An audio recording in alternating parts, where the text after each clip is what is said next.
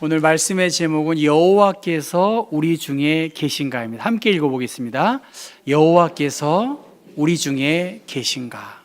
그 다음에 반대말은 여호와께서 우리 중에 안 계신가. 계신가 안 계신가 하는 그 내용입니다. 창세기 다음이 출애굽기입니다.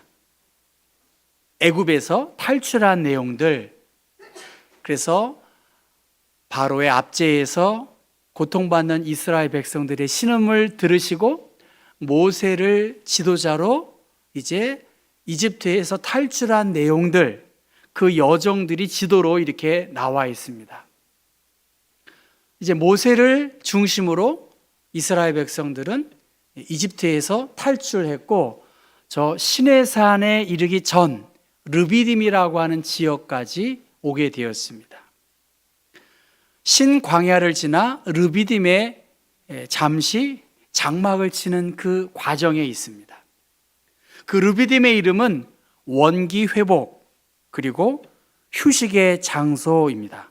르비딤의 뜻이 원기 회복 그리고 휴식의 장소입니다. 제가 어느 지역에 갔더니 지역 이름이 키히키히라는 지역입니다. 제가 이름이 좀 헷갈리는데 근데 이게 마오리 말로 키히키인가, 우리 집사람 맞나 모르겠는데 제가 키히키인가요? 그 키히키라서 이게 뭔가 했더니 영어로 매미 이런 소리예요. 매미. 근데 저녁에 그 지역에서 나오니까 무슨 소리가 날까요? 정말 매미 소리가 나더라고요. 매미가 많아서 매미의 마오리 말 키히키히 그렇게 써 있더라고요. 르비딤이라고 하는 저 지역, 시내산에서 한 20km 전 정도의 거리라고 하는데 정확히 어디 있는지는 모르겠지만 그래도 그 지명이 원기 회복, 머문, 휴식의 장소라고 이름이 불러졌으면 어떻게 했을까요? 머물만 하고 휴식을 취할 만한 장소였을 것이라고 봅니다. 어디인지 정확히는 모르지만 그 원뜻이 있기 때문에 저는 분명히 르비딤이라고 하는 지역이 그냥 지나칠 곳은 아니겠다, 그런 생각을 하는데, 오늘 성경 말씀 보니까 그 르비딤이 물이 없다라고 그렇게 나와 있습니다. 물이 없으니까 모세에게 대하여 불평했고, 불평 정도를 지나서 모세에게 돌을 던지기 일보 직전인, 다른 말로 말하면 이스라엘 백성들이 모세를 죽이려고 위협하는 그러한 상황이었다는 것입니다. 그리고 출애굽기 17장 이 본문 다음에는 아말렉이 위협하는 계속적인 어려움이 이스라엘의 출애굽 이야기입니다. 그 상황에서 2절 말씀, 여러분 성경 보시면 백성이 모세와 다투었다 그럽니다. 그러면서 우리에게 물을 주어 마시게 하라. 그러니까 모세가 무엇이라고 말하나요? 2절에 너희가 어찌하여 나와 다투느냐, 너희가 어찌하여 여호와를 시험하느냐. 나에 대한 도전, 이것은 곧 이 출애굽을 이끄신 하나님에 대한 원망과 불평이다, 그렇게 이야기하고 있습니다. 우리에게 물을 달라, 마시게 해달라, 그렇게 간절히 찾았는데, 사실은 출애굽기 14장에 이미 바로의 군대가, 중무정한 군대가 이 출애굽한 이스라엘 백성들을 다시 잡아오기 위해서 쫓아왔습니다. 그때 이스라엘은 어떤 일을 경험하지요? 출애굽기 14장에 보면 홍해가 앞을 막고 있기 때문에 이스라엘 백성들이 어떻게 합니까? 두려워 떨면서 여호와께 부르짖었고, 우리를 죽게 하기 위해서 일부러 이곳으로 인도했느냐라고 불평을 합니다. 그것이 14장이고요. 그리고 기적적으로 하나님께서 홍해를 건너게 하셨고, 수르 광야를 지나서, 평지를 지나서 이제 사흘길을 걸어 도착한 곳이 마라입니다. 이 마라, 저쪽에 지금 엘림 위쪽이 마라인데요, 그 마라에 물이 쓴 물이 있기 때문에 먹을 수가 없는 거예요. 그러니까 이스라엘이 또 어떻게 했나요? 물이 없으니까 또 불평을 하니까 그 쓴 물을 단물로 바꿔주는 마라 지역에 문제가 나와 있습니다. 그 다음 다시 16장에는 만나와 메추라기, 먹을 문제에 대하여 불평을 하니까 하나님께서 만나와 메추라기를 먹이시는 내용이 나오고, 오늘 17장에는 르비딤에 이르렀고 르비딤에서 물이 없는 문제로 인해서 또다시 네 번째로 하나님께 불평하는 것이 오늘 본문의 내용입니다. 그냥 광야의 여정에서 많은 어려움이 있었지만 동시에 이 광야는 하나님의 기적과 이적을 생생하게 경험할 수 있는 그러한 기회였습니다. 그런데 네 번째 맞는 이 17장의 말씀에 대하여 민수기 20장에 백성이 모세와 다투며 우리 형제들이 여호와 앞에서 죽을 때에 우리도 죽었더라면 좋을 뻔하였도다. 너희가 어찌하여 여호와의 회중을 이 광야로 인도하여 우리와 우리 짐승이 다 여기서 죽게 하느냐 하면서 점점 이스라엘 백성들이 모세와 하나님에게 대하여 원망과 불평이 점점 그 강도를 높여가고 있는 것입니다. 이제 모세는 하나님 이름을 이렇게 말해서 위협한다 할지라도 모세를 죽이려고 했고 하나님에 대한 불신이 점점 깊어졌습니다. 하나님 이들에게는 어떻게 보면 안중에도 없는 거예요. 당신이 어찌하여 우리를 애굽에서 인도해내어서 우리와 우리 자녀와 우리 가축을 목말라 죽게 하느냐? 이 많은 상황에서 오늘 성경 말씀 보면 몇 절에 있지요? 4절 말씀 같이 한번 읽어볼까요? 4절 모세가 여호와께 부르짖어 이르되 내가 이 백성에게 어떻게 하리이까? 그들이 조금 있으면 내게 돌을 던지겠나이다. 그들이 조금 있으면 내게 돌을 던질 위협까지 처해 있습니다 라면서 하나님께서 이미 광야에서 계속적으로 공급을 해 주시고 적절한 문제에 응답해 주셨음에도 불구하고 이스라엘 백성들의 원망과 불평은 끊이지 않았다는 것입니다. 우리가 마가복음을 새벽 기도에 묵상하고 있는데 5,000명을 먹이고 12광주리를 남기셨고 7병2어의 기적을 통해서 4,000명을 먹이셨는데 예수님께서 다시 벳세다로 가는 그 과정에 배에서 떡 한 개밖에 없다라고 하는 그것을 보고 제자들 또한 습관적으로 염려하고 걱정하고 있습니다.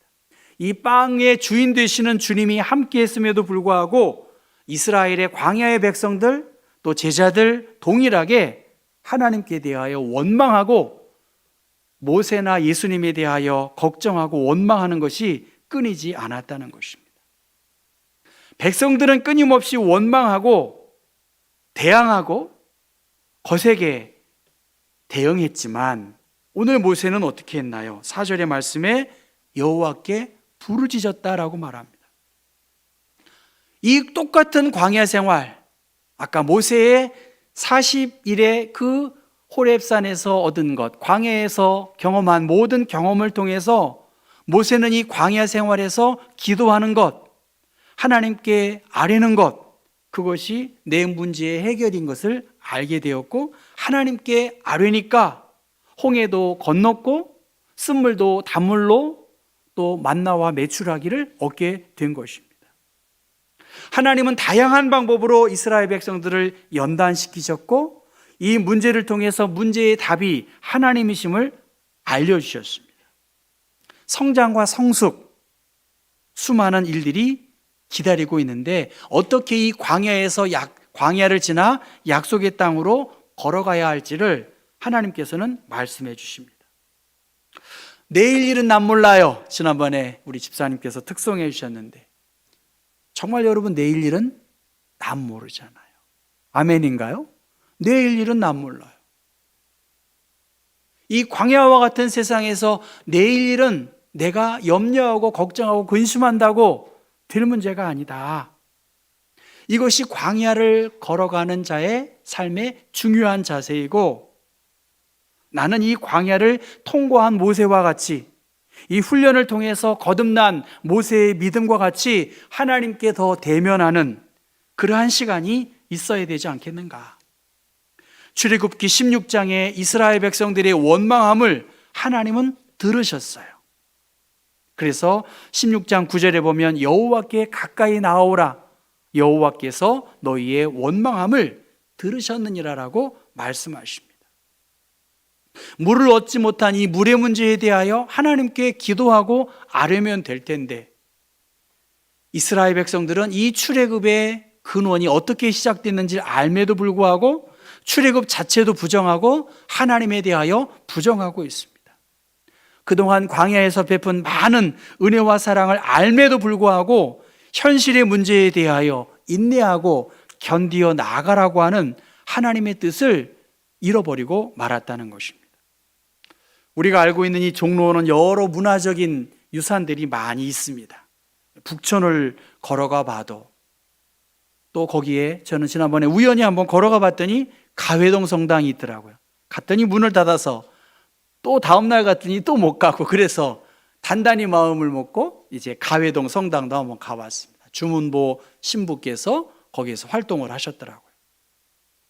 또 좀 걸어가 보니까 북천의 한옥마을을 지나서 창덕궁을 이렇게 담쪽으로 가보았더니 노무현 시민센터가 있더라고요. 뭐 이런 곳도 있네 하고 또 도서관을 우연히 들어가 봤습니다. 그 벽에 이러한 내용이 있습니다. 책에서 내가 갖고 있던 가설이 검증된 결과를 발견했을 때 제일 행복합니다. 그만큼 책 읽는 것이 아주 재미있고 좋습니다. 아마 노무현 대통령이 하신 말씀인가 봐요. 무슨 말이냐면, 내가 생각하고 고민한 것들이 객관적 자료에 의해서 검증될 때 다른 사람들에게도 설득력이 있다는 것이겠죠. 신문에 임석재라고 하는 사람이 기고를 했는데 제목이 우리는 왜 쇼펜하우어를 찾는가입니다. 40대를 중심으로 쇼펜하우어 신드롬이 일고 있다고 합니다. 아마 쇼펜하우어가 이렇게 말했나 봐요. 삶이 괴롭다면 그냥 평소보다 더 많이 먹고 평소보다 더 많이 자라, 이런 말을 했나 보죠. 그러면서 이 임석재라고 하는 기고가가 이렇게 말합니다. 우리는 이미 정답을 알고 있다. 자기의 생각과 쇼펜하우어의 생각이 일치했나 봐요. 잘 먹고 잘 자서 건강하고 행복하게 사는 일, 그것이 우리 삶의 최종 목표가 아니던가. 어제와 같은 오늘이 계속되고 있다는 것은 내가 꽤 잘 살고 있고 인생이 무리 없이 잘 흘러가고 있다는 뜻이다. 특별한 행복은 자주 없지만 평범한 일상은 매일같이 주어진다. 반복되는 일상의 기쁨을 찾을 수 있다면 결국 가장 많은 행복을 누릴 수 있다. 여러분, 무슨 말씀인지 아세요? 너무나 평범하고 동일한 일들에 대하여 우리가 다람쥐 쳇바퀴 돌듯 하는 것을 좋아하시나요? 싫어하시나요? 싫어하시는 거죠? 그게 저는 좀 지루하고. 네? 무슨 말씀인지. 일상의 여러 일들이 너무나 반복적이야. 예배 시간? 한 목사 12시면 끝낼 거야. 그다음 밥 먹어야지. 그다음에 뭐 만나야지. 이렇게 생각하시잖아요. 이게 행복이냐 불행이냐? 기고한 사람은 행복이라는 거예요. 그런데 오늘 우리들은 어떻게 생각하나요? 재직회에 거의 잘 안 오세요. 옛날에는 어떤 목적을 가지고 열심히 모여서 큰 소리 났다는 거 여러분 다 아시잖아요. 이게 좋은 건가 나쁜 건가? 여러분 어떻게 생각하세요? 주변에 우리 교회에 대해서 한 목사 정말 경복교회 좋은 것 같아, 뭐 그렇게 이야기해요. 저는 한편으로는 이게 좋은 건가 나쁜 건가, 이 일상의 이 소소한 일들 콘소리 나지 않고 그냥 무난하게 가는 거, 여러분 좋은 건가요 나쁜 건가요? 좋은 거래요. 근데 액션이 없어. 답답한 부분이 없지 않아요. 근데 결과적으로 쇼펜하우어의 말이나 임석재라는 이분의 말로 본다면 좋다는 거예요. 근데 우리가 이 좋은 것을 누리지 못하고 마음적으로 뭔가 지루해하고 그런 생각들을 가질 수 있다는 것입니다. 열심히 사는 것은 좋지만 삶의 무게가 나를 누를 때면 일단 기본에 집중하자. 일단 사람답게 살고 볼 일이다. 우리는 무엇을 향해 달리고 있는 걸까 진지하게 생각해보고 더 늦지 않게 그 본질을 찾아야 한다라고 그렇게 이야기합니다. 여러분, 저는 우리는 이미 정답을 알고 있어요. 이 출애굽기 17장 말씀, 제가 전에 고린도전서를 인용해서 르비딤, 물이 없어서 반석을 치니까 거기에서 물이 나왔고 그 반석이 예수 그리스도야. 대충 이 정도의 이야기는 여러분 알 수 있을 것입니다. 이미 우리는 알고 있는데 과연 그 반석 그리고 지팡이, 이 원망과 불평을 어떻게 살펴서 믿음으로 한번 이 르비딤에서 정말 우리의 영혼이 쉼을 누릴 수 있을까에 대한 진지한 고민이 필요하다는 것이죠. 그 고민 속에서 이 광야에서 르비딤에서 모세는 어떻게 했는가? 여호와께 부르짖었어요. 그리고 5절의 말씀 보면 여호와께서 모세에게 대하여 백성 앞으로 나아가라는 거예요.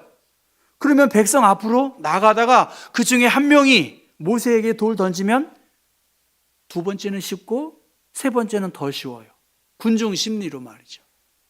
하나님께서 모세에게 그 거칠게 저항하는, 위협하는 그 이스라엘 백성들 앞으로 나아가고, 그리고 이스라엘 장로들을 데리고 나일강을 치던 그 지팡이를 내 손에 잡고 6절에 내가 호렙산에 있는 그 반석 위 거기서 내 앞에 서리니 너는 그 반석을 치라. 그것이 오늘 성경의 내용입니다. 반석을 치라. 그러니까 백성 앞을 지나고 지팡이를 들고 반석 위에 하나님 앞에 서라는 것이죠. 지금 사람 앞에 선 것이 아니라 너를 눈동자처럼 지켜보시는 하나님 앞에 서서 그 반석을 때려라, 그 말입니다. 그 절벽, 그 바위 같은 그곳에서 어떻게 됐나요? 모세는 말씀대로 반석을 지팡이로 치니까 오늘 성경 6절에는 그 내용은 나와 있지 않아요. 반석에서 물이 나왔다는 내용은 없지만 추측컨대 거기에서 물이 나왔을 것이고 이스라엘 자손은 흡족히 그 물을 먹었을 것입니다. 불평하고 대드는 백성들 앞에서 반석을 쳐라. 지금 반석을 칠 것이 아니라 여호와의 그 임재와 능력을 상징하는 그 지팡이, 불평하고 원망하는 그들을 치지 않고 오히려 반석을 쳤고, 사도 바울은 이 반석을 바로 그리스도라고 고린도전서 10장 4절에 말씀하십니다. 깨어진 반석, 바로 그곳에서 구원의 생수가 쏟아난 것처럼 깨어진 예수의 그 살, 피, 물, 그 속에서 십자가에 못 박히신 예수 그리스도의 사랑을 통해서 우리가 구원함을 얻은 것을 상징적으로 이야기합니다. 예수님께서 우리의 죄를 대신 감당하셔서 우리에게 평안과 위로와 기쁨을 얻었기 때문에 주님의 징계 받으심, 그것으로 우리가 평화를 누리고 주님의 채찍 맞으심으로 우리가 나음을 얻었다고 이사야는 말씀하고 있습니다. 제가 3월 1일 날 손기정 기념공원을 한번 가봤어요. 마침 문은 안 열었고 여러 동상이나 문기가 있는데 손기정 옹께서 이 마라톤 하는 그 발자국이 있고요. 그 발자국 사이에 이러한 문장이 있습니다. 모든 것이 길이었고 모든 곳을 달렸다. 오로지 달릴 뿐이었다. 손기정 옹께서 그 나라 잃은 그 상황 속에서 마라톤으로서 계속 달린 것이겠지요. 백성 앞을 지나서 반석 위에 서서 그 자신을 바라볼 하나님을 의식하면서 모세는 하나님의 말씀을 믿고 순종하고 그 말씀을 행하는 그러한 삶을 살게 되었습니다. 그것에 대하여 성경은 르비딤 그리고 마사와 무리바로 불렀고 그 마사는 시험하다라고 하는 말로 이야기하고 있습니다. 사람이 너무 영적으로 고갈되어 있으면, 너무 육적으로 아프면 그 행동과 마음이 거칠어질 확률이 높습니다. 이 광야의 사건, 하나님께서 이 여정 속에서 어려움도 있었지만 하나님의 공급하심이 끊이지 않았습니다. 놀라운 이적과 은총으로 이 광야에서 많은 은혜를 경험했습니다. 그런데 이스라엘 백성들은 점점 더 하나님에 대한 원망, 모세에 대한 원망이 거칠기 시작이 되었다는 것이에요. 광야와 같은 세상, 우리가 비록 르비딤 같은 어려운 문제는 없지만 사실 늘 갈증이 있고 공허하기도 하고 외롭기도 하고 하나님이 계신가 안 계신가 마음속에 그러한 생각들을 가질 때가 있습니다. 예수님은 이러한 사단의 유혹, 시험에 대하여 주 너의 하나님을 시험하지 말라 말씀하셨고, 모세와 같은 그러한 그 위협 속에서도 여호와 앞에 서서 하나님을 의식하며 모든 일에 순종했습니다. 예수님은 내가 주는 물을 마시는 자는 영원히 목마르지 아니할 것이다라고 그렇게 말씀하십니다. 모든 것이 갖추어졌다고 우리가 감사하고 만족하지 않아요. 오히려 제 친구는 정말 여러 면에서 갖추어지지 않았으면 갖추어지지 않았는데도 불구하고 교회는 가끔 제 설교도 듣기도 하고 조금 정도 교회 나오는 정도인데, 제가 보니까 목사인 저보다 야 너는 나보다 더 평온해 보인다. 야, 제가 그렇게 이야기합니다. 그럼 그 친구 뭐라 그럴까요? 아이 그래도 한 목사가 그래도 목사하고 편안하겠지, 이렇게 이야기를 주고받습니다. 마음의 문제가 굉장히 중요합니다. 여러분, 이미 저 르비딤은 지역적으로도 하나님의 은혜와 구원의 기쁨이 있는, 쉼을 줄 수 있는 지역과 공간이라고 봐요. 이미 우리 안에 예수께서 베푸신 은혜와 사랑이 너무나 놀라워요. 그러니까 르비딤이라고 말했고 사람들이 쉴 수 있는 공간입니다. 교회 생활도 마찬가지고 우리가 서 있는 그곳에서도 마찬가지입니다. 이미 르비딤에는 물이 있어요. 단지 바위 속에 있을 뿐이고, 이미 우리가 예수를 인격적으로 만나고 고백했기 때문에 어려움 속에서도 이 시련을 극복할 수 있는 힘을 우리는 가지고 있습니다. 조금 있으면 내게 돌을 던질지도 모릅니다 하는 그 위협 앞에 하나님은 모세에게 말씀하십니다. 그들 앞에서 지팡이를 들고 하나님 앞에 너는 서서 반석을 치라고 말씀하십니다. 이미 여러분, 하나님이 베푸신 은혜와 사랑이 있다는 거예요. 르비딤의 사건은 한 번이 아니라 이미 만나와 메추라기를 통해서 쓴물을 단물로, 그리고 광야를 건너게 하는, 그리고 이미 그 이전에 10가지 재앙을 통해서 하나님의 살아계심을 이미 보여주신 거예요. 여러분 모두 이미 알고 있어요. 이미 우리는 그분이 어떻게 우리에게 축복해 주셨는지 알고 있어요. 여러분 혹시 손에 돌을 던지기 일보 직전 아니에요? 원망과 불평이 습관적으로 우리의 입술에 떠나지 않는 거 아닙니까? 하나님이 함께 하신다.